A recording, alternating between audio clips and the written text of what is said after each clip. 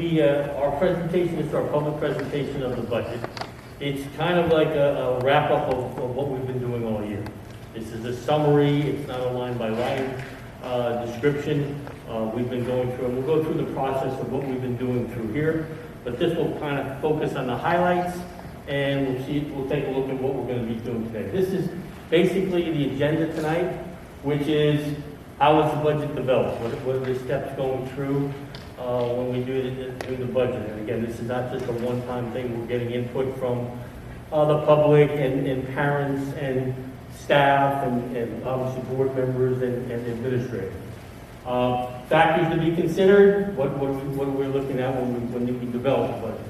What's included in the budget? How do we compare with other similar school districts around the state? What financial considerations are made during budget development? What are the components of school funding?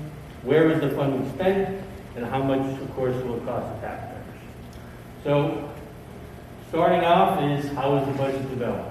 This is a process that starts way back in October, where we start gathering input from staff and the administration to look at each individual needs. We also go with, obviously, department heads, whether it's buildings and grounds, transportation, special education, curriculum, student services, all those people involved in development. This year, obviously, very challenging because we're not sure where we are with this pandemic. What are we looking forward to? What do we think we were going to need? And obviously, when we started meeting in October, we're in an entirely different place than we are now. So making sure or making our best guesses of where our needs are going to be for the following September was even more challenging than it's ever been, because it was not obviously a normal year. So October through December, the school and department staff gets their needs, they bring that input, they submit it to Craig and myself. We sit down along with the central office staff and we talk to the principal, the department heads, to kind of fine tune where we are. Obviously, prioritizing is big. You start off with exactly everything that you need, and then you kind of fine-tune and focus on what are the real important parts and prioritize. Then we get into the February, March, which is where we have each one of the departments, each principal, each one of the departments present to the public and into the board all the integral parts of what their budget was. That's really where the meat of the budget is discussed. There's pros and cons, and we talk about what are things, do we change our priorities and things like that. So that's really where a lot of the budget is determined. Now we're into April, May, which is the public presentation, which is basically a wrap-up of everything that we've done up to this point, up to this year. So we're really looking at just kind of the highlights today. On the outside of that budget, you'll see that there are other factors that maybe not normally would be involved in the budget year.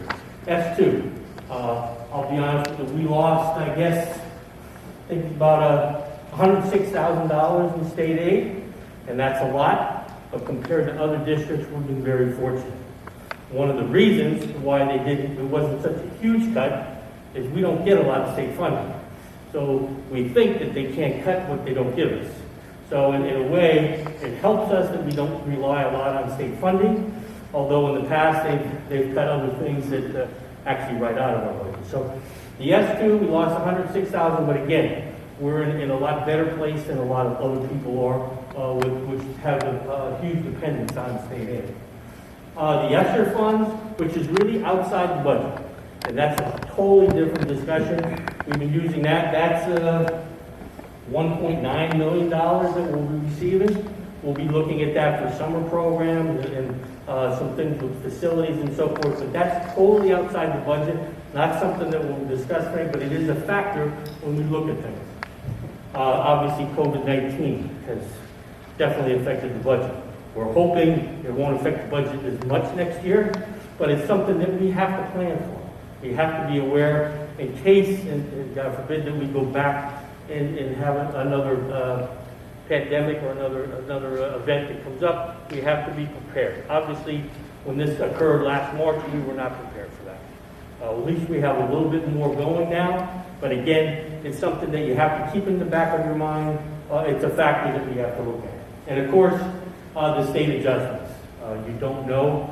We think that we know where we're at, but some of our former board, or some of our older or more veteran board members know that a couple of years ago, that probably 2 weeks before the budget was presented, all of a sudden they made a huge cut in our budget, over $1 million. And we have not gotten that back, by the way. But bottom line is that's also a possibility, and we may have to make adjustments. So that's all of the process involved, and that's a really important part, that you understand that it's not something that the board just makes the decision, the superintendent or the central office, teachers, staff, parents, all have a chance for input. And when I say parents in the community, they make known what's going on in the schools, and that's what comes from the principals and so forth. So that's kind of where we are. We have to make decisions in the budget. On the left side of the scale, obviously our responsibility is to provide a quality education. As budgets are developed more and more, school safety becomes a bigger issue, as we know. Facilities become an issue. Technology, obviously, have now come and taken a front up to the as a priority as far as what we need to do. Student needs and staff needs is basically that they're self-explanatory. But on the right side, we also have to consider the taxpayers. There's a limit. I mean, if we had an unlimited budget, the principals and staff would come up with a lot of different things that we could do. But we do have limitations on our taxpayers. There's a 2% cap, and as I said before, our budget is developed with a lot of, relies heavily, almost 85% from the taxpayers.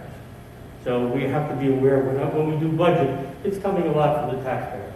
And finally, the community, giving back to the community. Excuse me, I'm getting used to this mask here.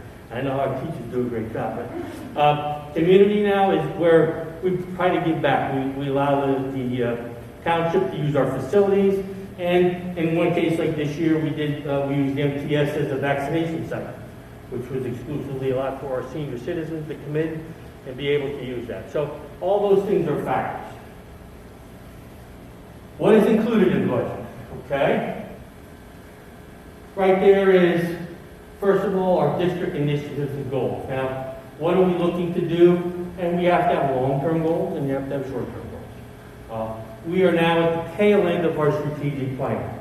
Right now, it's about a 5-year plan where we had divided up into safety and climate, student achievement and curriculum, finance and facilities, and technology. We're at the point now where at the end of this year, we should be wrapping these up, finalizing things, and now we have to start refinalizing it, redeveloping to look forward to the next couple years. And obviously, our strategic plan had no way to plan for this, but we kind of reacted to this. But now we know where we are. Our next strategic plan, which should be done probably starting in the summer and the fall, we now have to redefine where our goals are. Lessons learned from COVID-19, the impact of learning delay, social and emotional learning, and infusing technology into in-person instruction. So where we are now with our technology, obviously we're in a good place with a lot of our technology, but now there's a changeover. The fact that our students eventually, hopefully in September, every one of them will be back and in person, that doesn't change the need where we are. We're not going to go back to where we were before March. We're going to now find out all the good things that we developed with technology. How do I use that in class? How do I use that in person? What they call blended learning. How do we maximize what we've learned from our remote and from our in-class support, and be able to utilize that from moving forward. Programs, maintain, approve new programs, curriculum intervention, that goes without saying. Instruction, technology, facilities, safety and security. And some of the things in safety and security are staff training, transportation, cooperative effort. All of those are big parts of the budget. What is included in the budget? We're going to be able to maintain our existing programs, which again, I think we're in a lot better place than a lot of other districts because we're able to maintain what we have and even add some new programs as we look forward. We'll have some funding in here for the new math series, 6, 8. That was delayed a year, but now we're looking at moving forward. New textbooks at the high school and middle school, AP, history, science, art.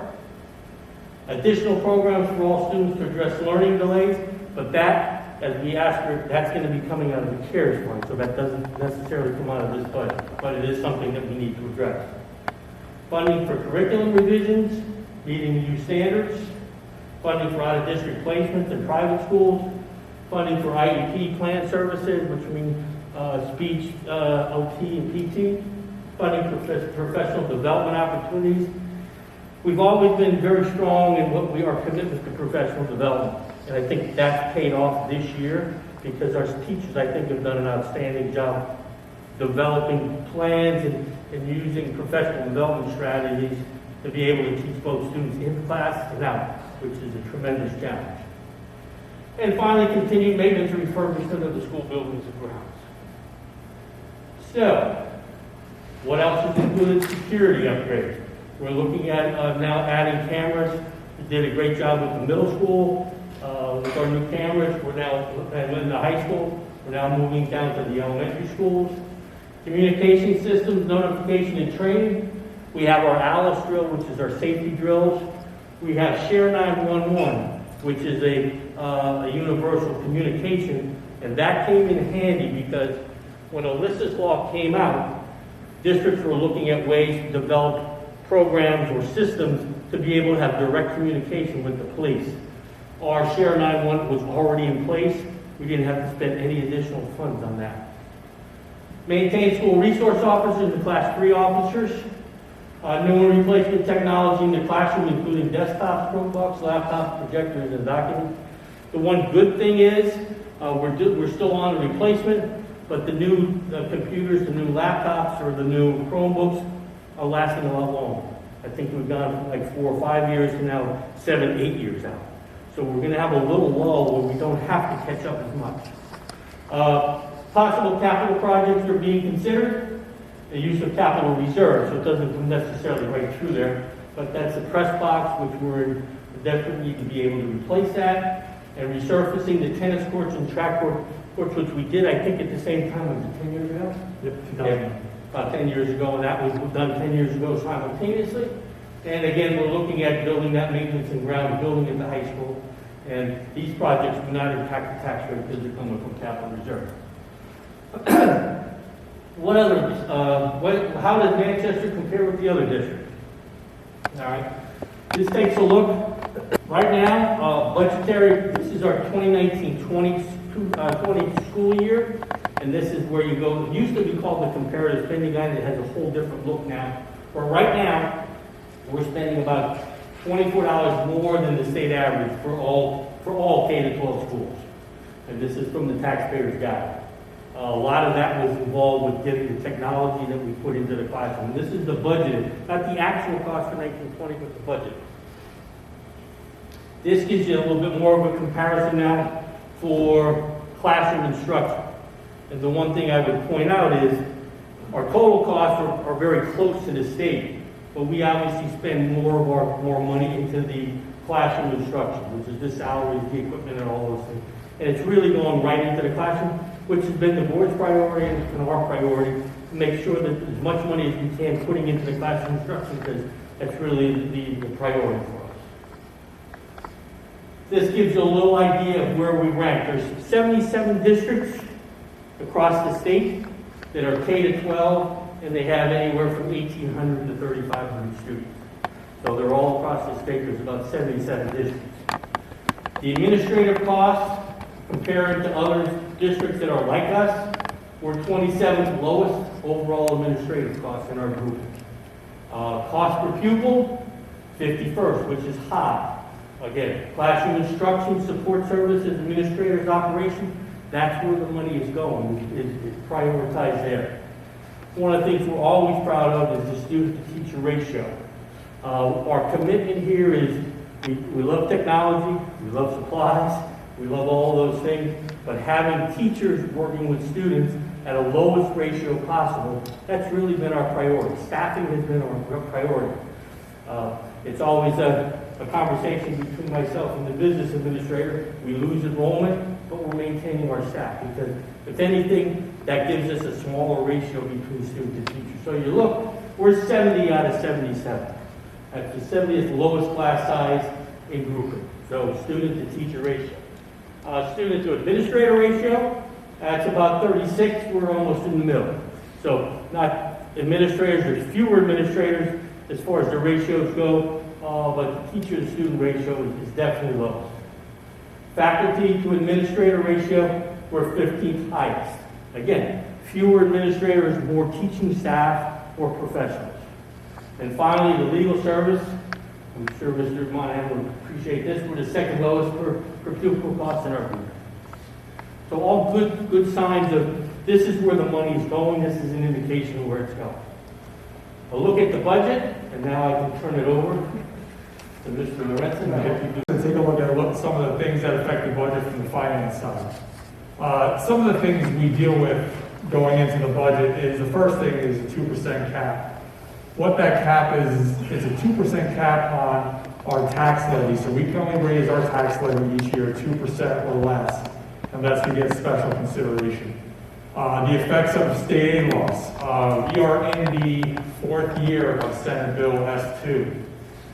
What Senate Bill S2 was when it was implemented was essentially they removed the hold harmless from the state aid and basically started distributing state aid based on your enrollment, where previously it wasn't done that way. So Senate Bill S2 this year cost the district about $106,000 in state aid loss, and we'll see a little bit more of that impact a little further down. What are the effects of items that are in the budget that are increasing more than 2%? There are several items in this budget that go up more than 2%. We have salaries that increase more than 2%, health benefits, fuel costs, liability insurance, those types of things. So all those expenditures that are in the budget that are increasing above 2% have an impact on some of the other things that we have to do in the budget. What's the impact, the tax impact, and the ratables? The ratables essentially is what the value of the town's property. You guys went through a revaluation last year, and property value increased by $800 million last year. This year it went up another $25 million. Staff-related costs, salaries and healthcare. As you'll see when we get further down, salaries and healthcare represent probably 3/3 of our budget. So obviously those costs have a significant impact on what we're able to do. Pension contribution, again, this was something, and you'll see a pattern. Several years ago, this was never even in our budget. A couple years back, the state said, look, school districts are now going to be responsible for a portion of pension costs that they've incurred from various other buyouts, programs, things like that they've had in the past. That number now represents $1.4 million in our budget. This is $1.4 million we were able to use somewhere else several years ago. So, and this is a number every year that seems, every year does not decrease, it seems to be increasing each year. What else are, we consider liability and workers' compensation insurance? Now obviously the district takes a lot of pride in their buildings and facilities, our school safety for our staff and students. Workers' compensation, even if you have 1 or 2 not great years, it has a very significant impact in your budget. Special education and out-of-district placements, it's very unpredictable. This year we saw a little bit of an increase in the kids that we're sending out of the school district because of things that were going on. We weren't able to have in-person instruction 5 days a week. Some of these programs were able to do that, so we're putting those kids in the best environment for them. So we saw a little bit of an increase in our kids that we're sending out of district, but that's not necessarily always the case. But where this becomes unpredictable is you have families moving in, and Ollie and I talk about this every year. They don't ever seem to be moving out, but the families that move in, if they come in, they can have 1 or 2 kids that need out of district placements. These are things that have a significant impact on the budget because we budget based on what we know of right now. We obviously can't predict the future, so this could have an impact down the road if we have more kids moving in. But our goal also is to bring students back if it makes sense to bring them back. Maintenance of our facilities, grounds, and maintaining the cost of utilities. If you've ever been in our buildings, they're in some of the best shape I've seen in a lot of school districts. We take a lot of pride in our buildings and our facilities and our grounds. We brought in our own maintenance department a few years ago, and it's been tremendous. The guys that we have do a fantastic job. They take ownership in the work that they're doing, and our buildings reflect that. New technology. This was huge this year. Our school district has been very proactive with technology. And even before this year, we probably had enough devices to give every student a Chromebook before COVID happened. Thankfully we did, because once COVID hit, we were able to supply every student in the district with a laptop to do remote learning. Now, there's also the other side of that too, is those devices after a period of time are no longer able to be used for what we need them for. So we trade those in and buy new ones. So in the budget that's coming up, we have another round of devices that we are going to have to replace. So that's something, again, every year that we consider. And it's not only the laptops, it's our projectors. Every classroom we have has a projector in it. It's, the iPads, our phonic gear, sound systems, all those things are things that we have to look at every year and evaluate and see what we can repair and what we need to replace. Our bus fleet, we have approximately 60 vehicles between buses and vans. That's something we have to look at every single year. This is actually the first year, I think, I can remember that since I've been here, that we haven't had to purchase a new bus in the upcoming budget. The buses can be used 15 years. Once they hit their 15-year life, regardless of what miles are on, we have to take them out of service and we can no longer transport students. So that obviously can be a very significant cost to your budget, but now the maintenance of the fleet is something, and we have 3 mechanics that are fantastic, and they make sure our buses are maintained, they make sure our buses pass inspections. They do a fantastic job and keep our buses on the road and keep our kids and our staff safe. Upgrades to district security. One of the things that's been a huge focus, and this has been ongoing for years, is improving what we have in the district for security, for securing our students, for securing our staff. And we've done a bunch of things over the years, from installing vestibules, cameras, the Share 911 system, improving communications and those types of things. And these are things we are continuing to do. We are looking to put cameras in all of our elementary schools this year. We're looking to improve our communication system at our middle school this year. And each year we address the most critical needs until eventually we get through all the schools. And then lastly, COVID-19. What's the impact of COVID-19? Obviously this year from an educational standpoint, it has significant impact on how we provide instruction and how students learn. There are a lot of things that we're going to be preparing for this summer that are coming out of our budget and out of another group of funds, our ESSER 2 funds, where we are going to try to address some of the things that these students lost. The other thing too, as we were preparing for this budget, we started the budget process back in October. So we are literally 1 month into the school year where students are back, and we're already starting to build a budget for the following year. At that time, we had no idea what next year was going to look like. We didn't know if we were going to be hybrid. We didn't know if we were going to be remote, in person. So this budget is kind of a hybrid of those things. We have some fail-safes in place in case, for some reason, we are still in this kind of pattern next year.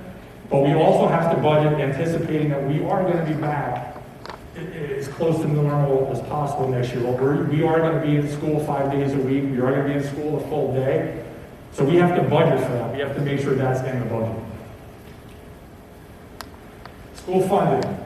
Okay, so this really doesn't change much from year to year. As you can see, that big blue part of that pie is what is represented by taxes from our taxpayers. Our taxpayers fund 83% of this budget. Okay, we get about 10% from state aid, 2% from federal aid, which is our Title I funds and our IDEA funds.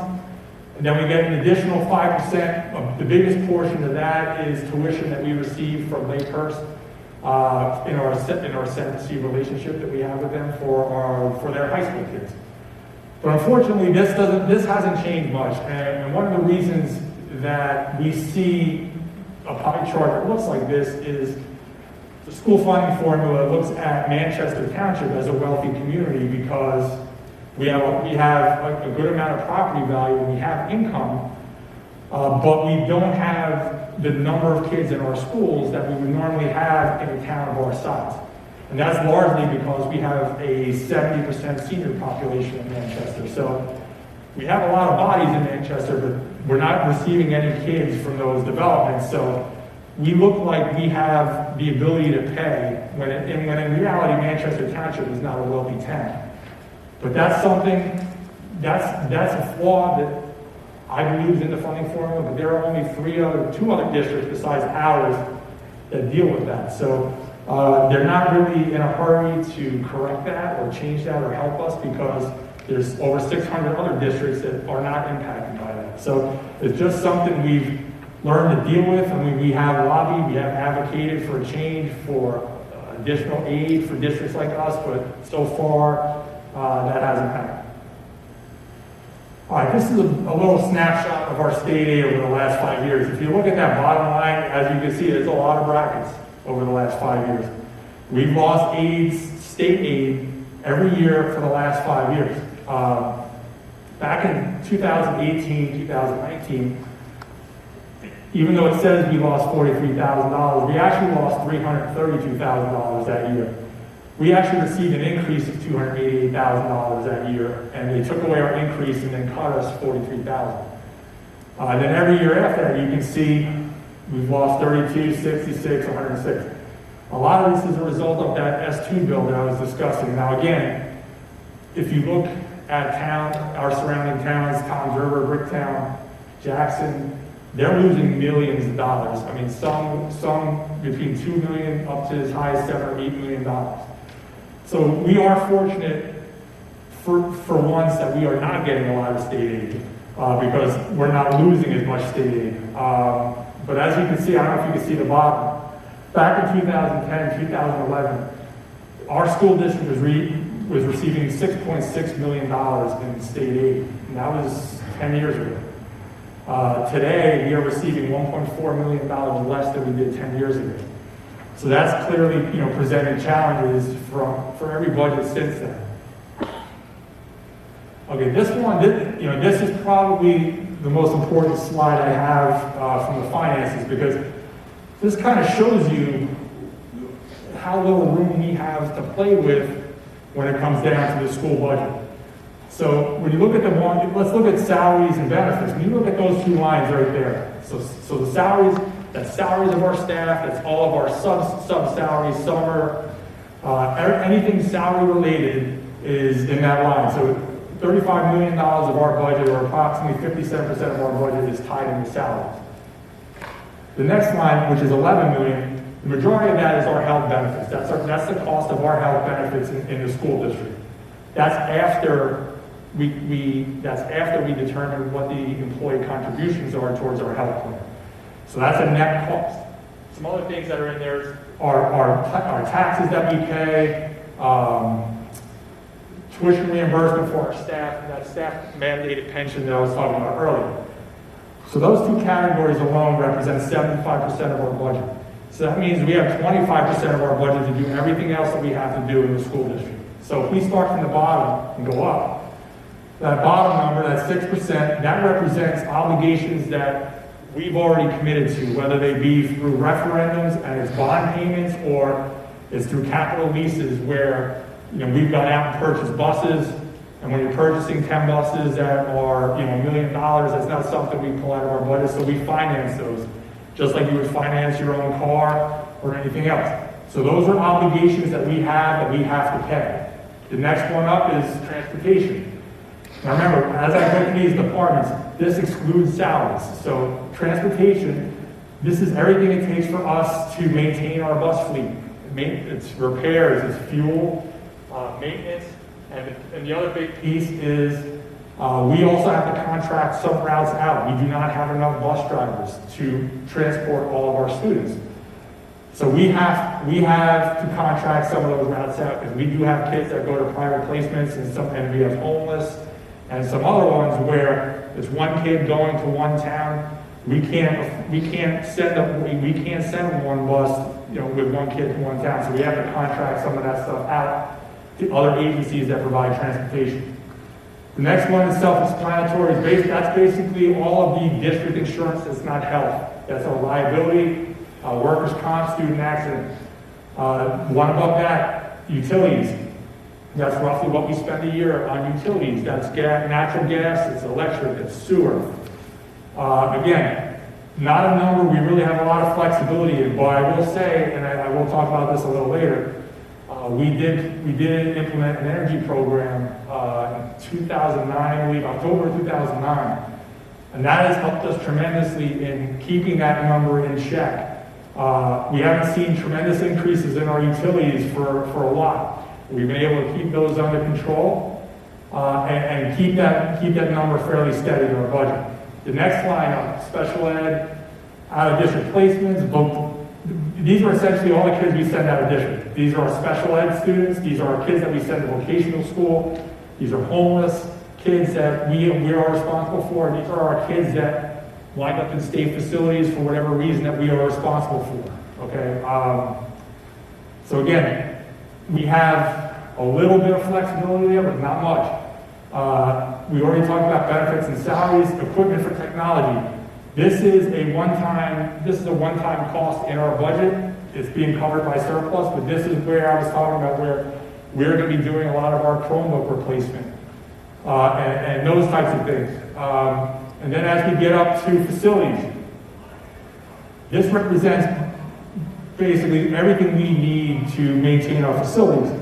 Some of those things include, it's all of our electrical, it's all of our HVAC, plumbing, fire, alarms, security, communications, flooring, painting, our fields, equipment maintenance, sprinklers, waste management, and any other repairs that we have to do in the district. So that line covers that. And then the last line, you haven't heard me talk about instruction yet.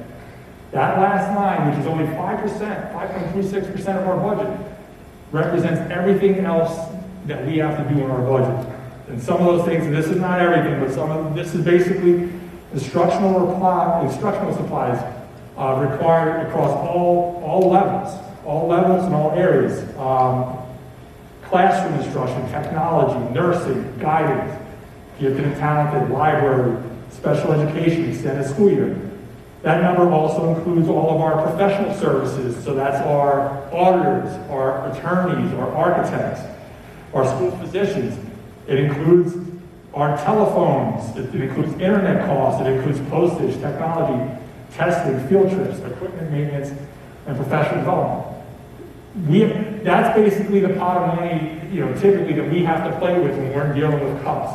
It's one of the smallest pieces in our budget, but that's where we do the most in that one line.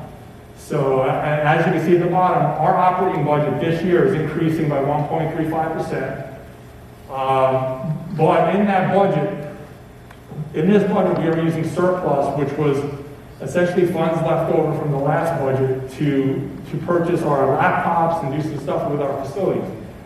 If you pull that out, our total operating expenses is only increasing $183,000, which is, in the grand scheme of things, if you have a $60 million budget, $183,000 increase is very minimal.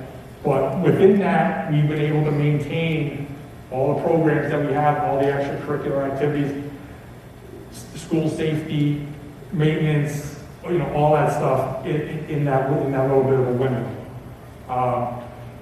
Some of the things we do to save money, we are involved in a lot of different things. We get involved in transportation jointures. So what that means is if we have a student that's going to a program and there's a neighboring school that may have students that go there, we try to join up with them and have them transport the students versus us contracting that out because it saves us money. We participate in a bunch of cooperatives in the school district, insurance cooperatives, purchasing cooperatives, those types of things. It's like a Costco mentality where you buy in bulk, you save money. So when you have a lot of school districts that are participating in these co-ops, typically we're able to drive price a little bit. Same thing, heat and electric. We have solar panels here. We installed those in 2009, and they are actually still performing very well. The district owns those solar panels, so we are able to sell back the energy that we save and generate additional revenue in the district if we need it. Energy education is what I talked about a little bit earlier. Our maintenance department, I talked about that as well. A few years back, we had contracted out our maintenance department, so we were paying somebody else to do our maintenance. Now we have our own department, and it's working very well. Autism program. We started an autism program back a few years ago to bring back some students. We now have one at every level. We have elementary, middle school, and a high school program, and that saves us roughly $800,000 a year. If we weren't able to put those programs in place, we would have to send those students out and pay tuition. Purchasing cooperatives, again, what we talked about, the services commissions, purchases that we make with the ed services commissions and the purchasing cooperatives save us $150,000 to $200,000 a year versus going and say buying out of a catalog or buying from state contract. Some of the things we do with the town, we try to do this as much as we can because anytime we can work with the town or the town can work with us, that keeps tax dollars in Manchester. So we use each other's facilities. They help us with paving, like we will buy materials, they will supply labor. We get in a recycling program together because again, the two of us together typically generates better cost for us. They provide us a school resource officer at no cost. We have 2 Class 3 officers that we do pay for, but they provide additional security in our schools. Now again, those keep tax dollars in. Some of the other things we do, and a lot of this has to do with our staff. We have a great staff here that find ways to go out and bring additional things into this district that we may not be able to do every year. Our education foundation has been huge. They've helped us every year. They've helped us get STEAM labs up, STEM labs up. They've provided donations for various different things that we've done in the district. Our PTA have been big supporters of the district.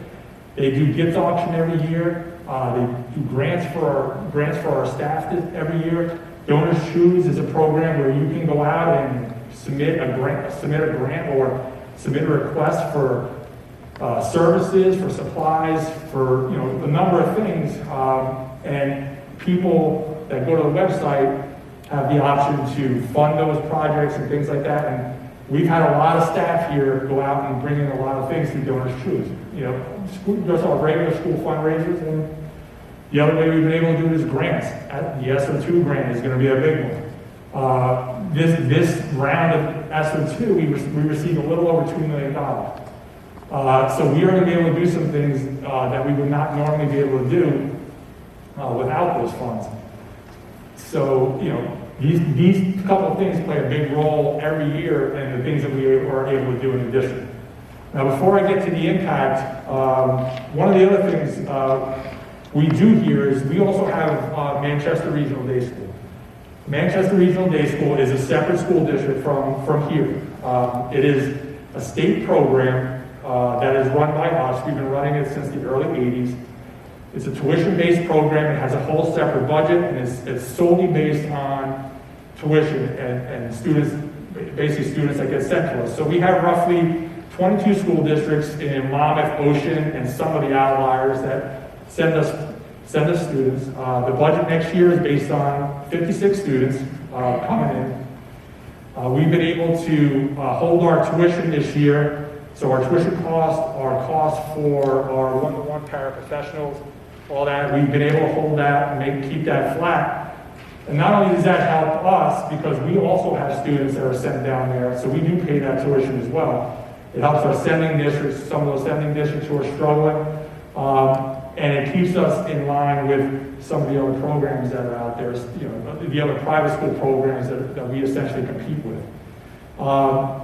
Similar to this budget, we've been able to maintain all the programs that we have there.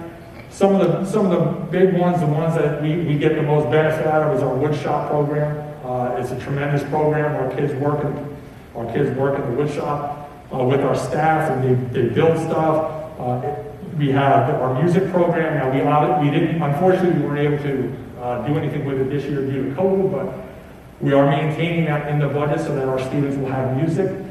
We have a work study program for those kids. That they do stuff in the school district, and they also do stuff in our community with businesses in the community, local businesses, bigger businesses, and it's great for both. It's great for both of us. It's great for the district, and it's great for the businesses, and it gives us an opportunity to create good community relations.